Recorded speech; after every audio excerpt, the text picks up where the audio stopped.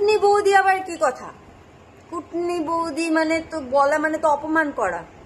আচ্ছা, কুটনি বৌদিটা কি কোনো সময় কারোর ডাক হতে পারে? মানে এটা আমার কথা না, কিন্তু এটা একটা কমেন্ট যেটা আমার পোস্টে একজন করেছে।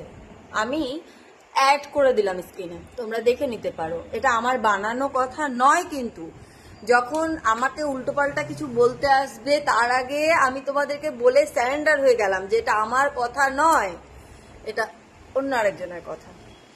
তবে কুটনি বৌদিটা সত্যি শুনতে সবারই খটকা লাগবে, কিন্তু তাদের সম্পর্কটা অবশ্যই এতটাই ভালো ছিল যে হয়তো ওইরকম ডাকাটা অ্যালাউ করতো তার বৌদি, সেই জন্যই সে ডাকতো। কি সায়ক দাদা ভাই, মানে সায়ক ভাই, যদি তোমার কাছে এই ভিডিওটা গিয়ে পৌঁছায় তুমি অবশ্যই কমেন্ট করে জানিও যে তুমি কেন কুটনি বৌদি বলে ডাকতে।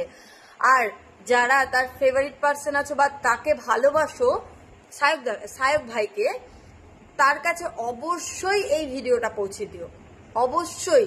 কারণ আমি তার রিপ্লাই চাই যে কুটনি বৌদি বলে কেন ডাকা হবে। আমাকেও যদি কুটনি বলে কেউ, তবে আমারও খারাপ লাগবে। তারপরে তুমি ওপেন বলতা সব সময় প্রত্যেকটা ভিডিওতে, আমিও দেখেছি, কিন্তু আমাদের মজা লাগতো, ভালো লাগতো, তোমাদের সম্পর্কটা এতটা ভালো ছিল।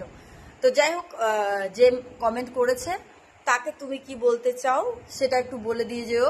যদি তোমার কাছে এই ভিডিওটা গিয়ে পৌঁছায় আমি তোমাকে মেনশন করব, এবং তোমাকে যারা ভালোবাসে আমি প্রত্যেকের কাছে রিকোয়েস্ট করব যে এই ভিডিওটা তোমাকে মেনশন করে, যেন প্রত্যেকে তোমার কাছে পৌঁছানোর জন্য একটু যেন চেষ্টা করে, যাতে তোমার কাছে গিয়ে পৌঁছায় আর তোমার রিপ্লাইটা আমি পাই যে কেন তুমি কুটনি বৌদি বলে ডেকেছো।